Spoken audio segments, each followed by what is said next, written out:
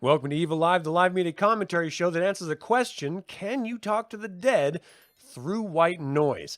Subscribe if you're new to the channel because today we are reviewing Legion, a novel. Now, this is, of course, by William Blatty, the same author who gave us the brilliant The Exorcist that you watched me weep over in my last book review. This is a little bit different. It's not as impactful. I don't think I have as much of an emotional connection to it as I did with The Exorcist, but that's not a bad thing. We're going to get into it here in a second. So, this is released by Tor Books, February 1st, 2011, and the basic synopsis is Detective Kinderman from the first novel, The Exorcist, this is the sequel to it, he was searching for the killer of the director of the film that the cast was starring in, right? Thrown out of Reagan's bedroom window, hit that steep staircase called the Hitchcock Stairs on M Street, tumbled all the way down. The neck was turned backwards, and he was all completely perplexed. And we saw him interact with all of the different cast members in that novel, trying to figure out exactly what the hell was going on with this head being twisted backwards. He thought it was one of the house workers initially, and then he sort of came to the conclusion that it had to be Reagan, even though she's a little girl. How could she have possibly done it? And he was never really 100% in on the whole there's an exorcism going on and she's possessed by demons knowledge. He knows that the priests were involved with that heavily, but he doesn't know all of the particulars like everyone else did. And it's important to note that because when he comes into this is 12 years later. And of course, he made friends with Father Damien Karras, the gentleman who died at the very end of that novel, the priest that finally got the demon out of Reagan by having it enter him. And then, of course, he leapt to his own death down those stairs through the window. And he later would connect with Father Joseph Dyer at the very end of that novel in a moment of sort of levity, saying, you know, that Casablanca line, something about a beautiful friendship. I can't even remember what it is right now for some strange reason. So all of that is to give a little bit of background to where we are now. 12 years later, he is still the same cantankerous Jewish detective as he was in the first novel, just now much more older and much more, well, odd. Many of the other sergeants and inspectors in his department think that he is going senile. He is constantly, throughout the course of this novel, and arguably the first 2/3 of this novel is just him trying to determine the true nature of God and Satan. Because of all the tragedy that he sees every single day, he has to sort of wrap his mind around this idea that God allows all this pain to continue. And, you know, he's Jewish, but he deals a lot with Jesuit priests and Catholics because that's sort of the area that he operates in and lives in. And so you get this really wonderful sort of disparate view of the cosmos from his perspective and his attempts at understanding it through Catholic dogma, and then the Catholic's perspective whenever he's interacting with them. And it does actually make things interesting, in my opinion. You know, again, I like the mythos, and so I don't mind the sort of heavy philosophical examinations of it. If you're not really a fan of Catholicism or religious philosophy, then you may not enjoy the first 2/3 of this novel. But again, I think it's worth hanging out just for that last third. I enjoyed it. I saw some reviews saying that this was infinitely better than The Exorcist. I cannot disagree more with that. The Exorcist is on a pedestal. This is a good close second as far as his work is concerned, the author. But again, so Detective Kinderman, we open on a scene of a murder. And the murder is so bizarre, it is so out there, but it has details of another serial killer that died supposedly 12 years before, called the Gemini Killer. And of course, this was all written based around the real world serial killer, the Zodiac Killer. In this novel, he's called the Gemini Killer, but the reality is the Zodiac Killer referenced The Exorcist for his murders. And so William Blatty thought, hey, wouldn't it be funny if I wrote a novel, or interesting, based, influenced by the Zodiac Killer? Sort of, a little tit for tat there. In either case, I think it worked out brilliantly. But we open on this murder of a young black boy, 12 years old, and he was crucified on oars at a boating dock. And so he had those massive nails going through his hands, nails literally going into his head as if it was the crown of thorns. And he was just, laid out dead. They comes to find out that he was alive during all of it. And he was just injected with this chemical that sort of paralyzes you. It's used in patients that need to get shock treatment to keep them from moving while the electricity is coursing through their brain. Insane stuff. But I actually knew a girl who would get shock therapy, and she swore by it, which is really barbaric and sort of Victorian torture-esque in my opinion, but I don't know, she swore by it. So what are you going to do? In this particular case, that particular drug was used to paralyze this victim, and then the index finger on the right hand was snipped off, and the symbol, the horoscope symbol of Gemini, was cut into their other hand right near the palm, on the back side of their hand, I think. And I thought it was really interesting because not only is he making obvious, nod, tipping the cap to the Zodiac Killer, but this is all signature of the Gemini Killer that, again, is supposed to have been dead for over a decade. It also matches the anniversary of the day that Father Karras fell down those Hitchcock stairs and killed himself because he was possessed by the demon. And so that connects immediately with Kinderman, with the serial killer, and with the exorcism. And so this entire book is revolved around those three elements and how they interact and what the real connection is between them. It turned out that there's this really old lady who couldn't really speak, but she just did this sort of hand motion that really has no bearing on the show, but it was just part of her pathology.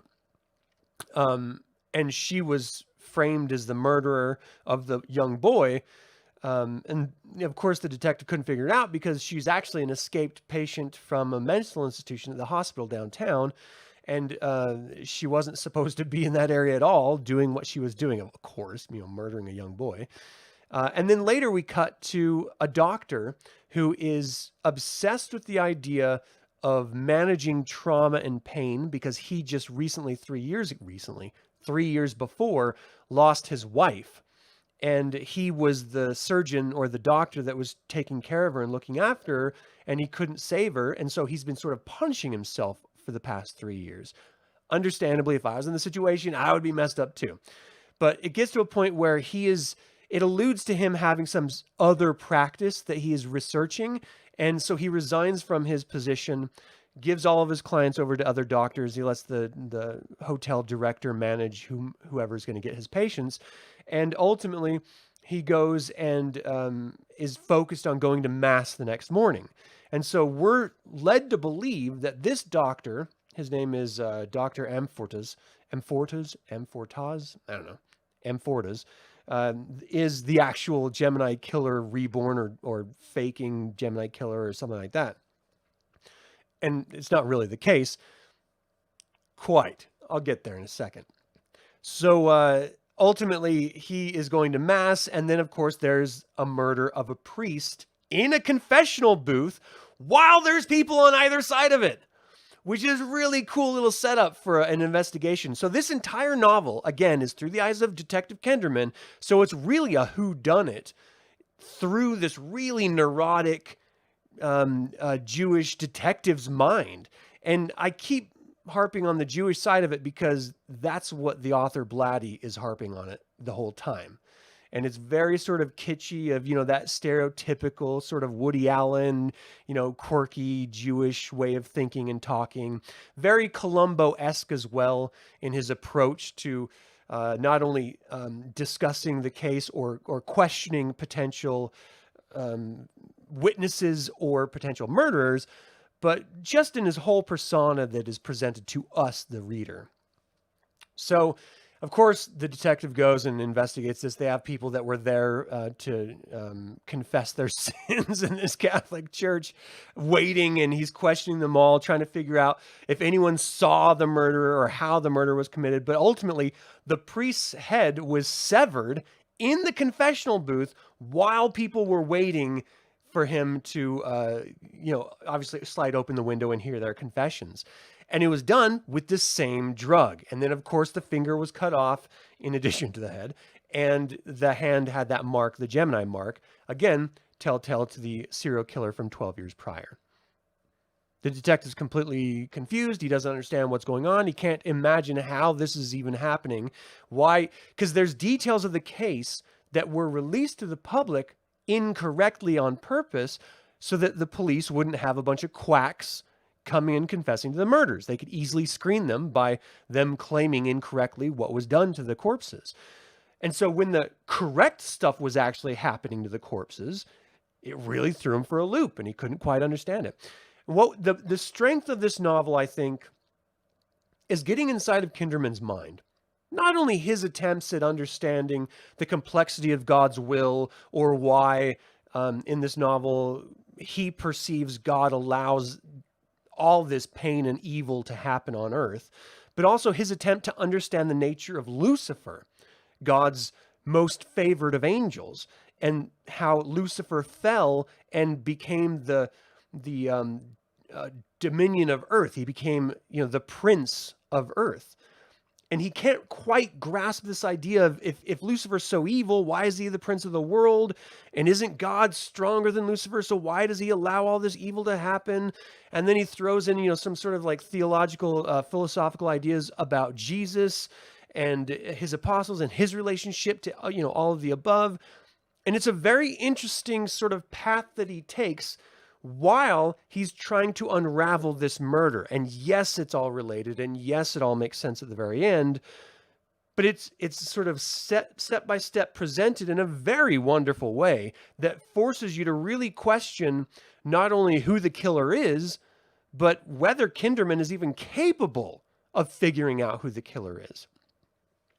There's this really great twist at the last third act, which I'm going to get to in just a second because I just forgot I got to do this other one. So at the end of The Exorcist, the film and the novel, Detective Kinderman and Father Joseph Dyer, who was Father Damien Karras's sort of best buddy over at the Jesuit Society, they hook up to go see movies, and every year on Father Karras's death anniversary, they sort of go and see a movie together, have some food, talk about films, and just sort of try to console each other over the death of their friend, but also just connect with each other on a human friend level.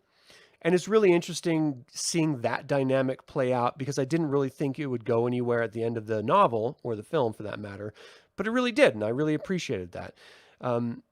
We see them, that Father Dyer has to go to the hospital because he has regular blood screenings he has to do. They think it might be a tumor. It turns out being nothing, but Father Dyer ends up being murdered and led to believe that it was, again, by the Gemini killer. So for some crazy happenstance, Kinderman, the detective, ends up going into the crazy ward. I'm saying crazy. I know that's offensive to some people. Deal with it.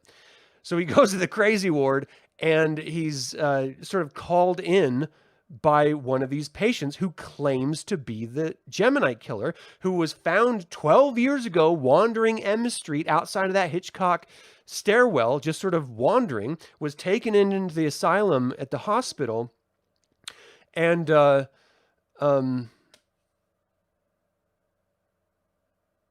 yeah, Chris. Yeah, he has a whole trinity of faith that he wrote and created films for.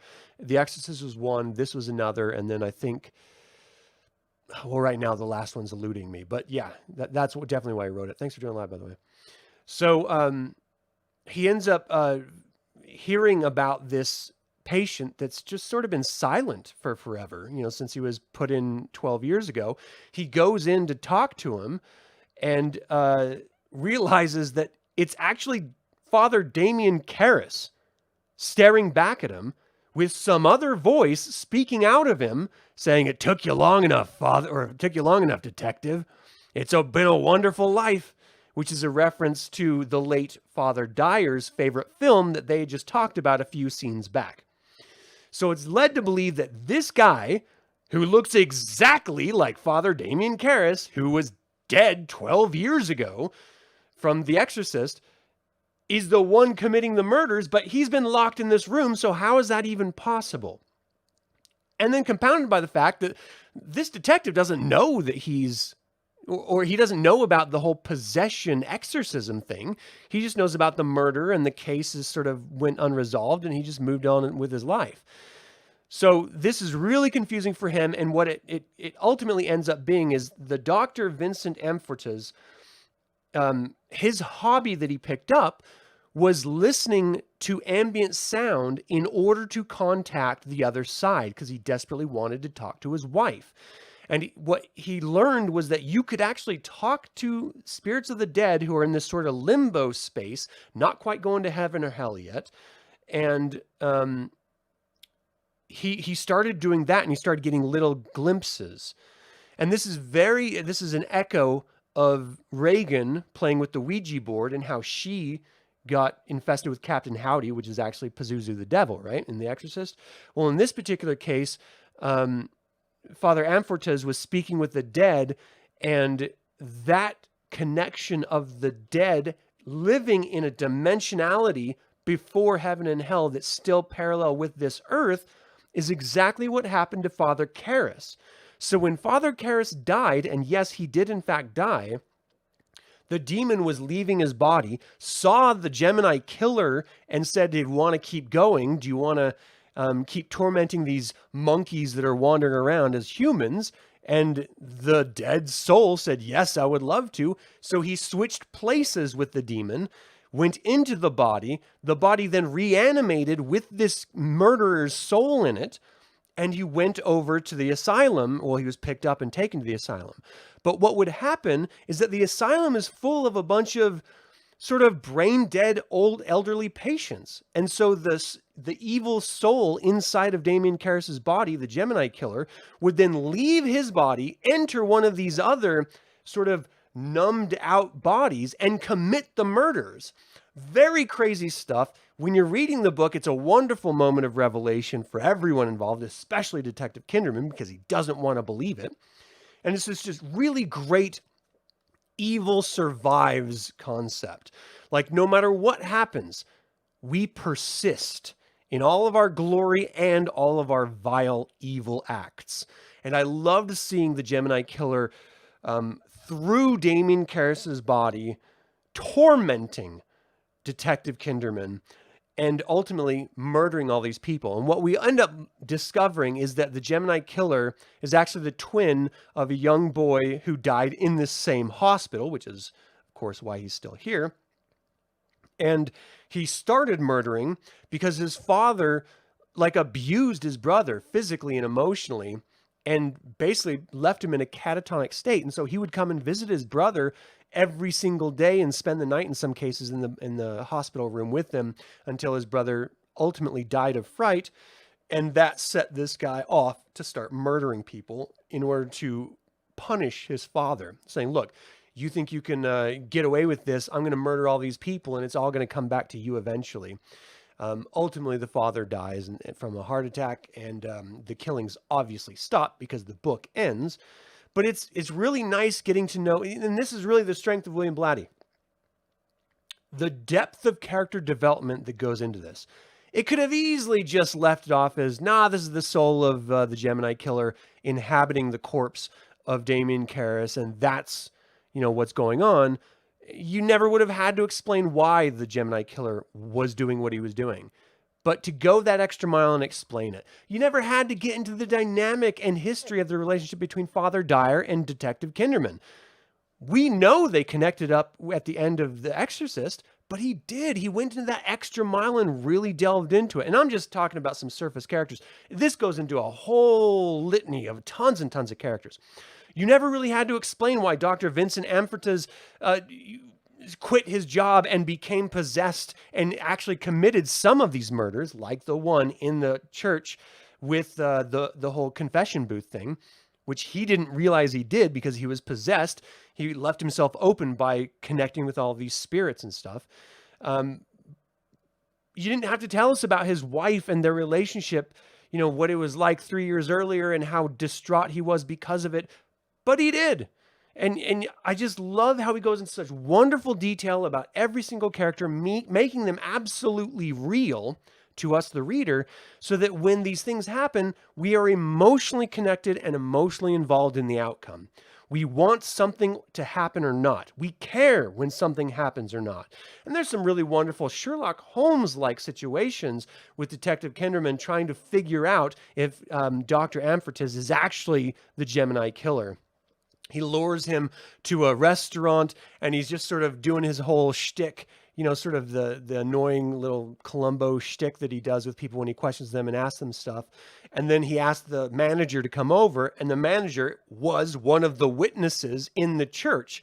And so when he's talking to the doctor and he has the owner come over and just asks him about the tea, the guy leaves like annoyed, but then after the doctor leaves, detective goes back up to the owner of the thing. He's like, all right, that guy I was sitting with, do you recognize him from the church? Like, it was all just a show for him to get those two together in an innocuous way, in a seemingly innocuous way, to identify a potential killer. Very, very creative the way that Blatty set it up in the novel. I enjoyed it wholeheartedly.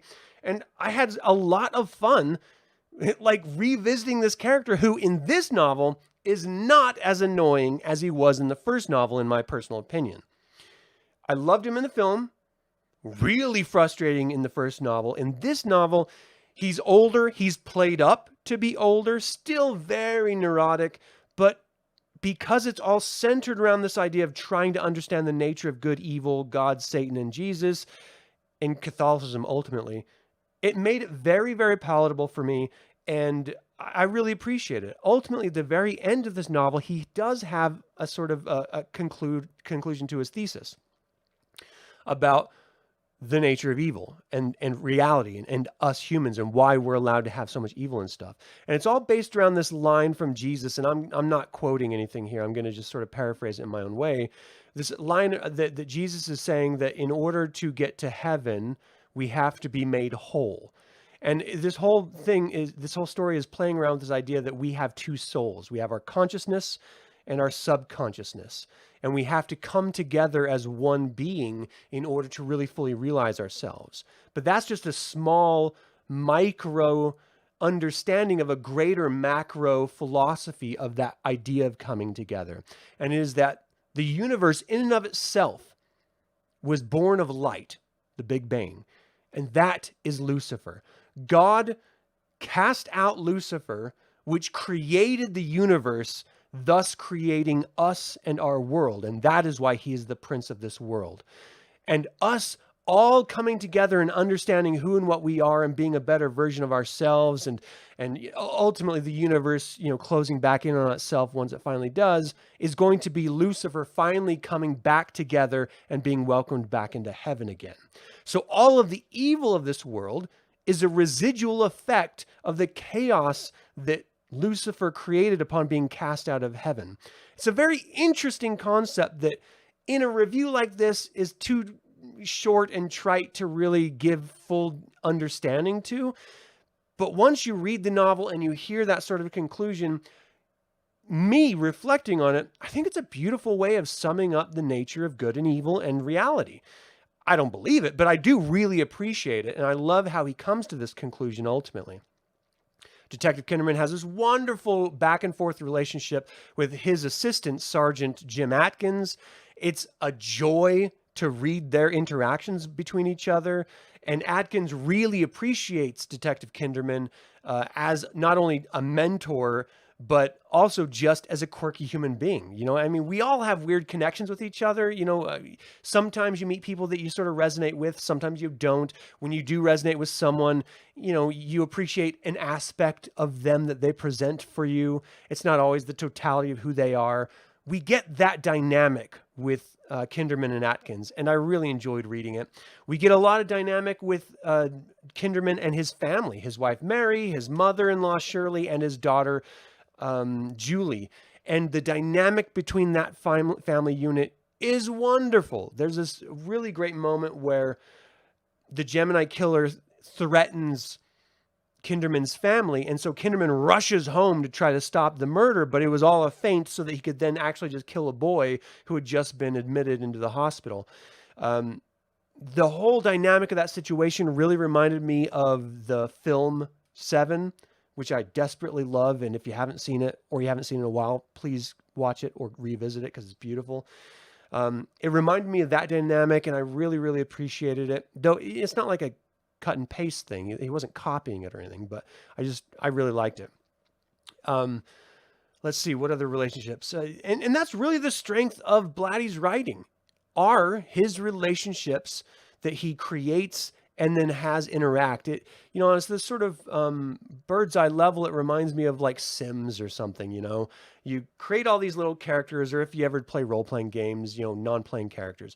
You create all these characters and you give them motivation and you sort of let them just interact with each other. And I find it very interesting.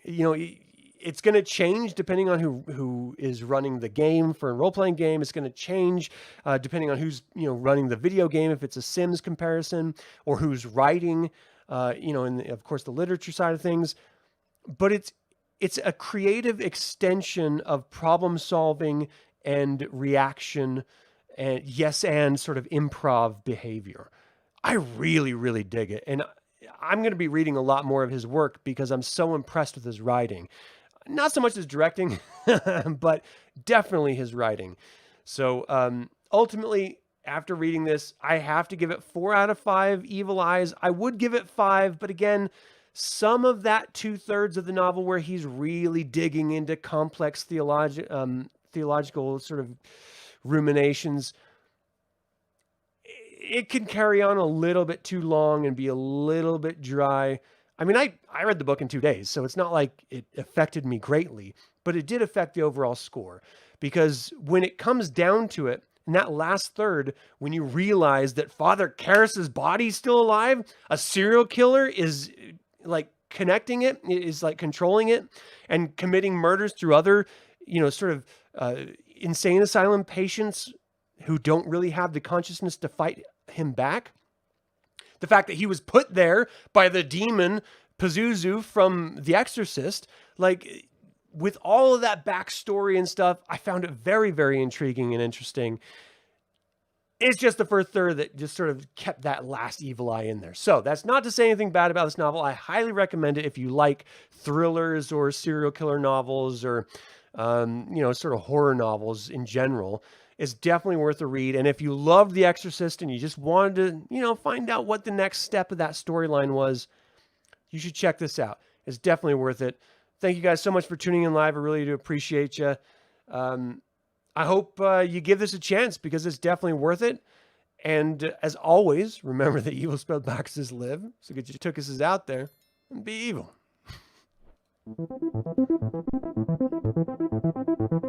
Reagan is not in this novel.